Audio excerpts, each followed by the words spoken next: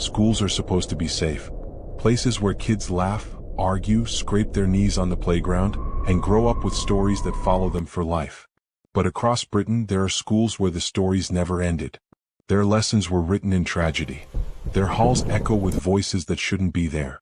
And some classrooms feel like they've never been emptied. Tonight we're stepping inside 10 schools you should never visit.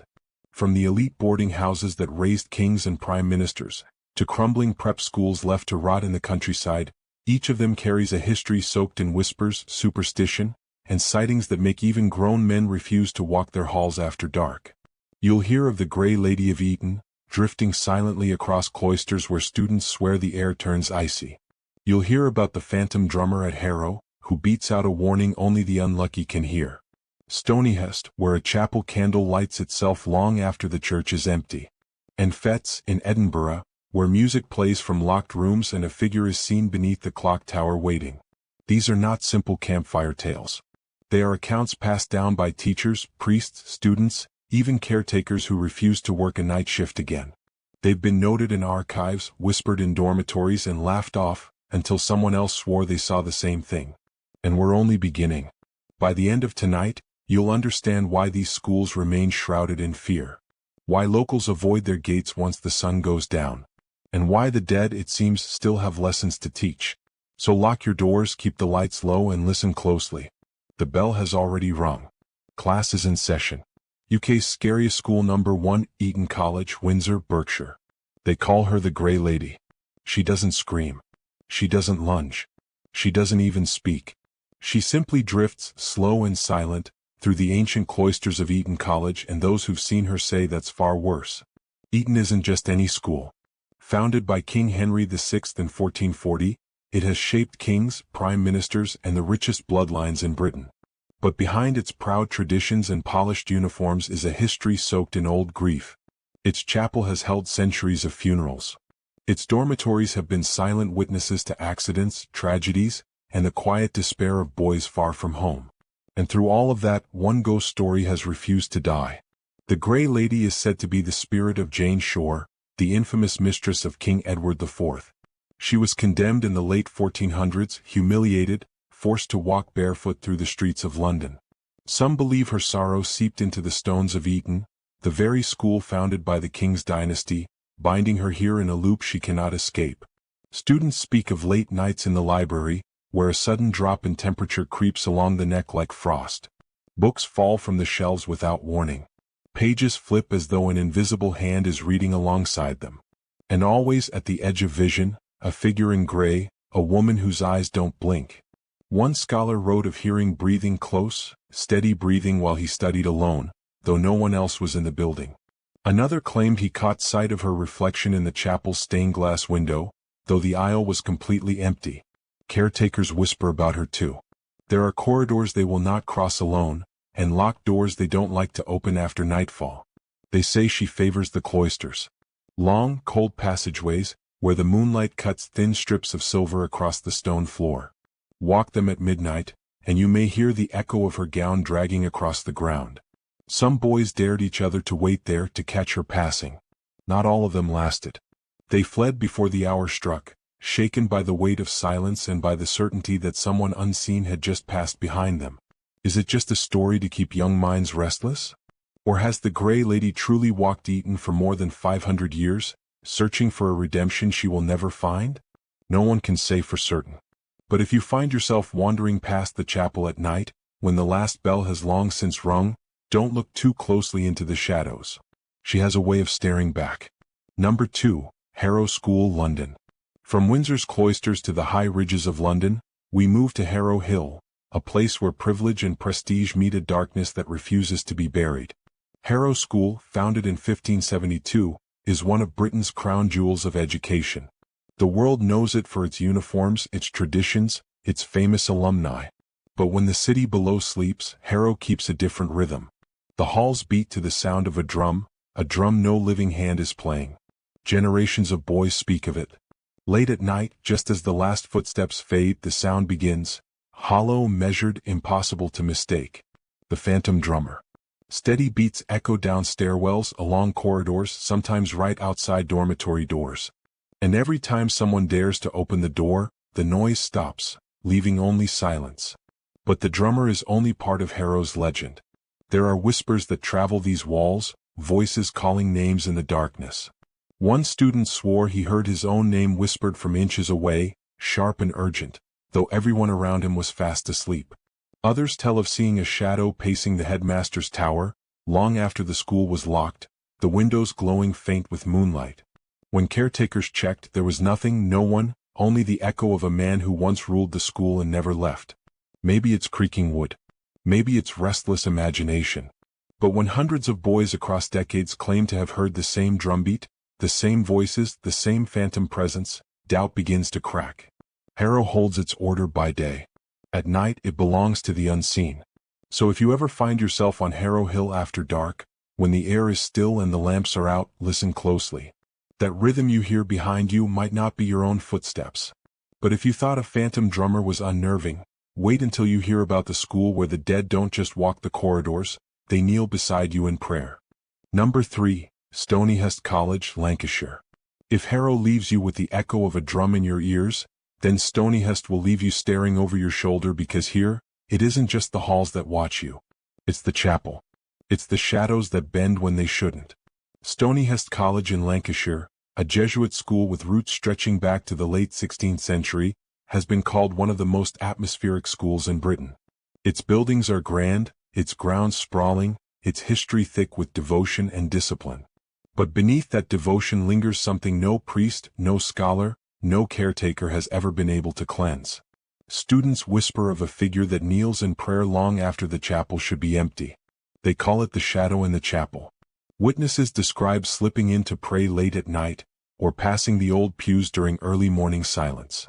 There, on the cold stone floor, a dark figure is said to be kneeling, motionless, its head bowed, hands clasped. But when the students move closer, there is nothing. No robes, no shoes scraping against the flagstones, only the faintest smell of extinguished candle wax, as if someone had been there just moments before. And then there's the candle that refuses to die. For decades, boys have spoken of one in particular, an old wax taper that relights itself after being snuffed out. Caretakers laugh it off, blaming drafts, but those who have seen it swear differently. They watch the smoke curl upward, drift away, and then without touch, flame flickers back to life. More than once, the candle burned through the night, as though something in the chapel insisted it never go dark. Other stories dig even deeper. During the English Civil War, bloodshed and persecution stained this land, and some believe those wounds never healed. A handful of students claim to have heard muffled Latin prayers from empty rooms, voices murmuring in devotion or despair. One boy told of hearing a cough, loud and human, right beside him in the chapel aisle. He looked up, expecting to see another student, but the seats were empty, and the figure he thought he saw kneeling just 3 rows ahead had vanished completely. To walk Stonyhurst by day is to see discipline, tradition, pride. But at night, when the halls fall silent and the chapel waits in its stillness, the stories return. A shadow that prays without rest. A candle that will not stay dark. And whispers in a language few living boys can still understand. And so the question lingers. If you ever enter Stonyhurst Chapel after midnight, will you kneel alone, or will you find someone or something already waiting at the altar? But if you think that's chilling, hold on. Because our next school doesn't just harbor shadows and whispers, it sings. And the music comes from locked rooms where no hand ever plays. Number 4. Fettes College, Edinburgh. From Lancashire's chapel shadows we travel north, to the heart of Scotland, where a school as grand as a palace rises above Edinburgh. Fettes College. It looks like something from a Gothic painting, tall spires, endless corridors, a place where the walls themselves seem to listen.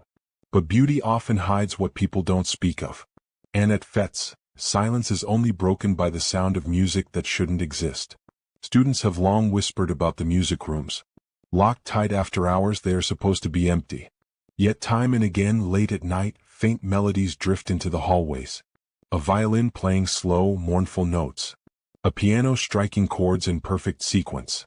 Boys and girls have followed the sound, swearing they were about to catch someone in the act, only to find the doors locked, the rooms unlit, and the music fading into nothing. Caretakers tell of patrolling the grounds and hearing organ pipes groan in the dead of night. Once, a guard swore he saw a candle burning through the frosted window of the music wing. He called for backup, unlocked the door and found only dust, the faint impression of sheet music on a stand, and air that smelled of old smoke. But the most disturbing legend of Fetz is the figure in the clock tower. Tall, dark, unmistakably human. Many have seen it, pacing slowly against the glass as though trapped inside. Yet when staff climb the tower stairs, they find the room bare. Only silence. The stairs creak, the air grows heavy, and still the figure returns, always at night, always pacing. Some link these hauntings to Fetz's past. During the Second World War, the building was partially converted to military use, and stories claim soldiers who never made it home still linger within its stone. Others believe the spirits are tied to its earliest days when young boarders, far from family, met tragic ends in sickness, accidents, or despair. One student confessed that during his final term, he heard a faint humming outside his dorm window. He leaned out, thinking it was a classmate, but below him, 5 stories down, the courtyard was empty. The humming grew louder, surrounding him, until he pulled back and slammed the window shut. He never slept with it open again. At Fetz, laughter fills the days, but the nights carry a different tune. Music without musicians. Lights without candles. A figure pacing where no one should walk. If you stand there at midnight and hear a song drift down the halls, don't follow it. Because at Fetz, the music plays for the dead. And yet, as eerie as ghostly music may be, our next school buries its terror even deeper. Here the apparitions aren't strangers. They're children wandering, restless, and sometimes far too close for comfort. Number 5. Ampleforth College, Yorkshire. If Fetz unsettles with its ghostly music, then Ampleforth strikes even closer to the bone, because here the dead don't just play tunes in the dark, they walk the same halls as the living. Ampleforth College in North Yorkshire is often called the Catholic Eton, a prestigious boarding school founded by Benedictine monks in the early 19th century. Surrounded by rolling hills and forests, it looks peaceful, almost holy. But behind that calm lies a catalogue of stories the monks rarely discuss aloud. The most chilling of them all is the tale of the child in the corridor. For decades, students have sworn that in the older wings of the school, a small boy appears at night. Sometimes he's spotted darting past doorways, other times he lingers at the end of a hallway, pale-faced and silent, staring with wide eyes before vanishing into thin air. More than one boy has reported hearing the faint shuffle of small shoes behind them, only to turn around and find nothing but shadows. No one knows who the child was, but legends point to a young boy who drowned nearby in the 19th century. His body was supposedly brought back to the school before burial, and since then some believe his restless spirit never left. Teachers dismiss the story as boarding school imagination, but when even staff start hearing laughter echoing from empty corridors, it becomes harder to explain away. And it isn't just the boy. Monks themselves have spoken of figures in robes drifting through the abbey's cloisters late at night. Silent, faceless shapes that vanish when approached. Some students, after sneaking around at curfew, described hearing Gregorian chants echoing through the stone halls, low, mournful voices reciting prayers in Latin, even though the chapel stood completely dark. Tragedy seems to cling to Ampleforth. Old records tell of accidents, students who fell, others who sickened, even strange misfortunes that struck years apart but always in the same spots. Some whisper that the school is cursed, its foundations soaked in sorrow, its walls carrying the weight of every untimely death. One terrifying account comes from a boy in the 1970s. He was walking alone after evening prayers when he heard footsteps following him. Quick, deliberate. He spun around, expecting a prefect. Instead, he saw the outline of a child just standing there in the shadows. The boy's face, he said, looked wrong, gray, hollow, eyes sunken too deep. And then it faded, leaving only silence and a corridor colder than ice. At Ampleforth, ghosts aren't legends locked in history books. They're still moving, still praying, still searching. Some say the child still runs down the halls, waiting for someone to follow. Others swear the monks' shadows watch from the walls. And if you ever find yourself there at night, don't follow the sound of laughter. Because it may not come from the living. But if the thought of ghostly children and chanting monks chills you, wait until you hear what lingers in the next school. A place where the laughter never belonged to the living at all, where centuries-old stone still echoes with the cries of a green lady, and the sound of children playing in rooms that should be empty. Number 6. Loretto School, Pinkie House, Musselburgh, Scotland. From Yorkshire's cloisters we cross north to Scotland, where history itself seems carved into the stones. Loreto School in Musselburgh may be one of the oldest boarding schools in the country, but it's not just its reputation for academics that keeps its name alive. Hidden within its grounds stands Pinkie House, an ancient mansion dating back to the 16th century. By daylight it looks like heritage, the kind of place tourists might admire. By night, it becomes a house you don't want to enter. Pinkie House is said to be home to the Green Lady. Her story is as tragic as it is terrifying. Centuries ago, a young noblewoman lived and died within those walls, though exactly how is debated. Some say she was murdered, others that she pined herself to death waiting for a lover who never returned. Whatever the truth, those who see her today describe a woman cloaked in green, drifting through the staircases and corridors. Students whisper that she appears most often in the upper rooms of Pinkie House, gliding past doors and vanishing into locked chambers. But she isn't the only ghost. Teachers who once lived in Pinkie have admitted to hearing children's laughter when no one else was present, high, playful voices running up the staircases, giggling down the corridors. When they searched, the rooms were empty, the air colder than winter stone. Some even claim to have heard footsteps on the great stairwell at midnight, steady and deliberate, climbing, then stopping as if something was waiting just beyond the door. One of the most unnerving tales comes from a student in the 1980s. He awoke to the sound of scratching against his dormitory wall. At first he thought it was a mouse. But the noise grew louder, heavier, like fingernails dragging down the stone. When he sat up, he swore he saw a shadow of a woman move across the room. And then, just as suddenly as it came, it disappeared, leaving behind a cold scent of earth and roses. Caretakers of Pinkie House have also reported candles relighting themselves in rooms long abandoned, doors that refuse to stay shut, a piano that plays single notes in the middle of the night, though the keys are untouched. These are not stories carried by children trying to scare each other, they're accounts that have persisted for decades, passed from teachers to pupils like warnings. The Green Lady of Pinkie House has become almost legendary in Musselburgh. Locals will tell you don't walk past the school after midnight, because more than one passerby swore they saw her at the windows, looking out at the street, her pale face pressed against the glass. And those who locked eyes with her claimed they carried a heaviness with them for days, as if she had followed them home. So the next time you hear laughter echoing from an empty stairwell, ask yourself, are you hearing children long gone? Or are you walking the same steps as the Green Lady herself, still bound to the school, still haunting the night? And if that leaves you uneasy, brace yourself.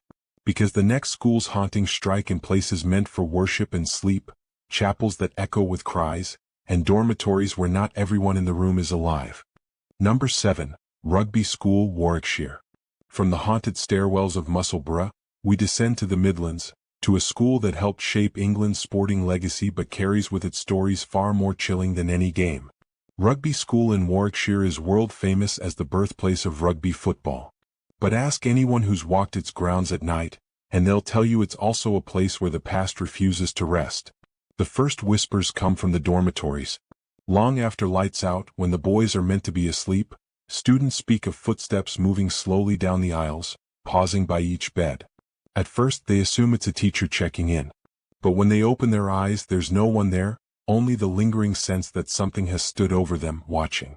One of rugby's most persistent phantoms is said to be a crying child. Multiple pupils over the years have reported waking to the sound of sobbing in their rooms. The crying is faint, muffled, almost like someone weeping into their hands. Some followed the sound toward the chapel, only to find the pews empty except for the smell of candle wax, as if a service had just ended. And then there's the story of Mum-Ack. Nobody knows who she was in life, a nurse, a matron, perhaps a woman tied to the school's earlier years, but the legend is consistent. A ghostly female figure, seen roaming the dormitories at night, checking on the boys as if they were still her charges. A few students have described her as solid, almost real, until she turns a corner and simply disappears. One boy in the 1970s swore she sat on the edge of his bed, her weight pressing the mattress, before he dared to look and saw only the empty impression of her presence left behind. Staff members haven't been spared either. In the chapel, organists preparing for services have felt icy drafts sweep across their hands, notes cut short by the sensation of someone standing behind them. A master once reported seeing a faint figure kneeling in prayer, yet when he blinked, the pew was empty. What makes Rugby's hauntings so disturbing is how ordinary they feel. Not screams or sudden terrors, but the quiet, steady invasion of the night, footsteps, sobs, the faint weight of a figure at your bedside. Ordinary except for the fact that the people making these sounds are long dead. So if you ever stay overnight at Rugby, remember this.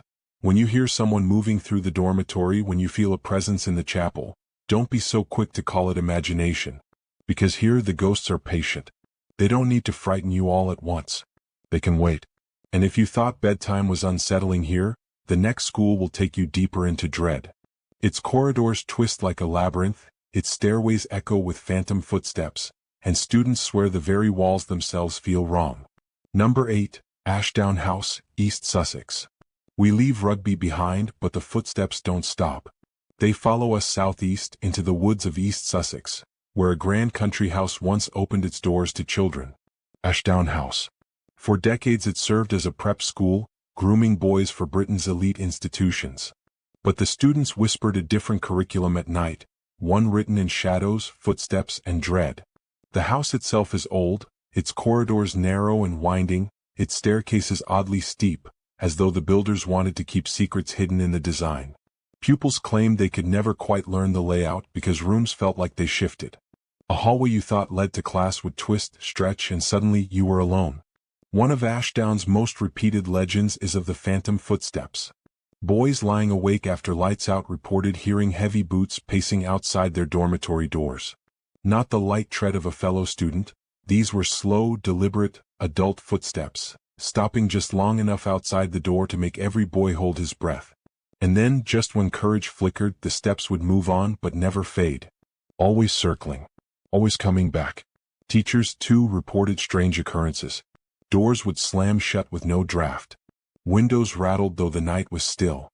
And in the long corridors, masters swore the air grew thick, like walking through water at certain points where children had once fallen ill or worse. Some even believed the building itself had absorbed the anguish of generations of strict schooling and punishment. But the most unnerving claims came from the boys themselves. Several spoke of a tall, faceless figure glimpsed at the end of the hall. Always just far enough to be unclear but always watching. One pupil said he chased it once, daring himself to prove it was nothing. He sprinted down the corridor, only to find the figure vanish, leaving him clutching at cold air and an overwhelming sense that something had followed him back. He never spoke of what happened in his dorm that night, but his classmates remembered he refused to sleep without a light after that. Even in its final years as a school, staff admitted the atmosphere was oppressive. The building has moods, one caretaker allegedly said. And when it's in one of its moods, you'll know it. Now Ashdown House stands empty. The classrooms silent. The stairways abandoned. But those who've trespassed since claim the house hasn't really gone quiet. They tell of hearing the old dormitory bells ring, though no one touches them. Of feeling that same faceless presence watching, waiting, daring you to take one step too far into the dark. At Rugby, ghosts might sit quietly by your bed. But at Ashdown House, the house itself seems alive, and it doesn't want you to leave. And if you thought faceless figures and restless footsteps were enough to keep you from sleeping, our next school carries a darker weight still. A place where the walls echo with the cries of boys, the chapel whispers with grief, and a shadowy presence known only as the Black Monk has terrified staff and pupils alike. Number 9. Cheltenham Ladies' College, Cheltenham, Gloucestershire. This story isn't just whispered in corridors or passed down by nervous students, it was investigated, documented, and studied, making it one of the most famous hauntings in all of Britain. It became known as the Cheltenham Ghost Case, a haunting so unnerving and so persistent that even skeptics were forced to take it seriously. It began in 1882 when two sisters, daughters of a headmaster tied to Cheltenham Ladies' College, reported seeing a woman inside their home on Pitville Circus Road. She was unlike any shadow or fleeting trick of the eye. She was described in perfect detail, a tall, thin figure draped in black mourning clothes, her veil drawn low, her head always bowed as if crushed by grief. She moved slowly, deliberately, and appeared in broad daylight. At first, the sisters thought it was their imagination. But then it happened again. And again. Soon, servants, neighbors, even visiting teachers reported seeing the same woman. The figure would glide through the rooms of the house, vanish at the foot of staircases, or drift across the garden path before melting into the air. Witnesses kept journals recording the date, time, and exact description of what they saw. Sometimes they claimed she appeared every day. One diary entry read, "She walked from the drawing room to the hall. I heard no sound, but the chill followed her." The Society for Psychical Research, founded in the very same year, took interest in the case. Members visited, interviewed witnesses, and collected testimony. What they found was chilling: over 150 separate accounts describing the same black-veiled figure. Some saw her enter rooms that were locked. Others said they woke in the night to find her standing silently at the end of their bed, unmoving, her face hidden behind the veil. Who was she? Some claimed she was the ghost of Mrs. Swinhoe, the widow of a former resident of the house, who had died broken-hearted and resentful. Locals whispered she had never left her home, bound by grief so strong that even death couldn't release her. One particularly terrifying account came from a teacher, who said she tried to follow the woman down a staircase. Her form was solid, yet her steps were soundless. As I reached the corner, she vanished, but the air around me grew so cold my breath turned white. I felt a hand brush against my sleeve, though no one was there. This haunting was not a quick scare, not a one-off ghost story. It went on for more than a decade. So many accounts piled up that the Cheltenham ghost case is still regarded as one of the most detailed hauntings ever recorded. Today, Cheltenham Ladies' College remains one of the UK's most prestigious schools. But its history is scarred by this legend. Students and staff rarely speak of it openly, yet some still insist the black-veiled woman lingers in the shadows, silently walking where she always has.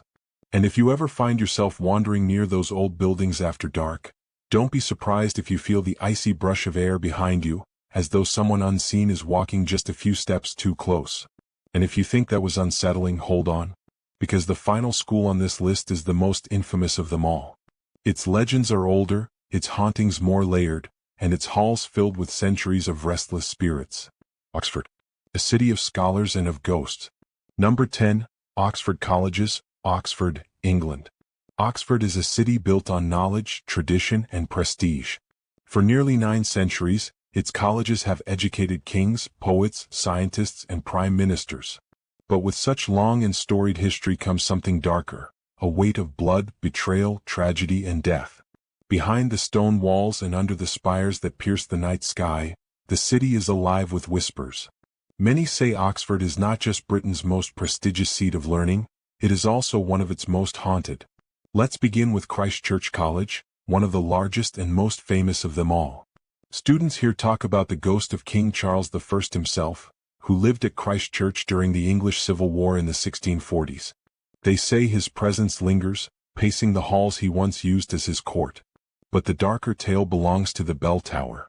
Christ Church has a bell called Great Tom, and legend says that when it tolls its 101 chimes at midnight, a spectral figure sometimes appears on the stairwell, thin, pale, robed like an ancient scholar, vanishing only when the last strike echoes away. Then there is New College, a place whose foundations rest on a medieval burial ground. When it was built in the late 14th century, hundreds of bones were disturbed, moved, and walled up within the structure. Ever since, students have sworn they hear scratching sounds from inside the stone itself, as though the dead are still trying to claw their way free. One chilling account describes a group of undergraduates who broke into the cloisters one night on a dare. They claimed they saw a row of shadowy figures in the chapel, kneeling in prayer, heads bowed. When one of the students approached, the figures turned to look at him, only to reveal hollow, eyeless sockets. He fled the college and never returned. At Merton College, one of the oldest in Oxford, dating back to the 1200s, stories abound of a spectral choir. Late at night, when the college is empty, faint voices have been heard singing Latin hymns in perfect harmony. The sound rises, echoing through the ancient chapel, but when the doors are opened, there is no one there. Some say the voices belong to monks who perished during the Black Death, still carrying out their holy duties 6 centuries later. Others whisper about students who died tragically young, suicides, duels, or sudden illness, forever bound to the place they called home. And Oxford has its violent stories too. During the English Civil War, the colleges became battlegrounds. Blood was spilled in courtyards and cloisters, professors turned to spies, and students took up arms. It is said that in certain staircases, particularly the older, narrow ones lit only by torches, you can still hear the clash of steel and muffled cries of men dying for king or parliament. But the most unnerving of all are the personal testimonies. A night porter at Christ Church swore he once chased an intruder down a corridor, only for the man to vanish into a wall. A student at Magdalen College told of walking home across the quad when he felt someone fall into step behind him, boots striking the stone just inches away. When he spun around, there was no one. And perhaps most chilling, one professor described hearing a knock at his office door at midnight. When he opened it, he saw a cloaked figure standing there, its face hidden in darkness. It whispered his name before vanishing into the stairwell. Oxford is a city of learning, but it is also a city of ghosts. Each college, each hall, carries the weight of centuries. And whether it's the phantom scholars, the spectral choirs, or the restless dead still trapped in cloisters, one thing is certain: knowledge may live forever here, but so do the spirits. So, after 10 schools, 10 lessons in fear, ask yourself, what would you do if you found yourself alone in one of these halls tonight? Would you trust your footsteps? Or would you listen closely, terrified, realizing that another pair of feet is following just behind you? The bell has struck. The lesson is over. But some classrooms in the UK's scariest schools will never truly be empty. 10 schools. 10 lessons in fear. And yet even now, the stories you've heard tonight are only fragments of what lingers behind locked doors. History books record the names of headmasters, graduates, and ceremonies, but they leave out the screams in the corridors, the footsteps in empty classrooms, the faces pressed against darkened windows. Every school on this list carries scars, unmarked graves, forgotten tragedies, secrets sealed away with bricks and mortar. And while the living move on, the dead, they keep studying. They keep marching. They keep haunting. So let me ask you, what would you do if you found yourself inside one of these schools after dark? The gates locked behind you, your footsteps echoing against stone walls, when suddenly, you hear it, the scrape of a desk dragging across the floor above you. A chalkboard squealing, though no hand writes upon it. A child's laugh, sharp, quick, and far too close. Would you follow the sound? Or would you run, praying you weren't already too late? Because the truth is, these aren't just stories. The Cheltenham ghost case was recorded in painstaking detail. Oxford's cloisters have carried whispers for centuries. Eton's Grey Lady has been seen by students generation after generation. These hauntings don't stop when the camera cuts, or when the story ends. They wait. And sometimes all it takes is walking past the wrong building at the wrong time of night to feel a presence fall and step behind you. Remember this: schools are meant for learning. But some lessons never end. Some teachers never stop watching. And some classmates never leave. So if you've made it this far, congratulations, you survived tonight's class. But don't get too comfortable. Because the next lesson might just be waiting for you. If you're brave enough to return, subscribe. And maybe, just maybe, you'll make it through the next one alive.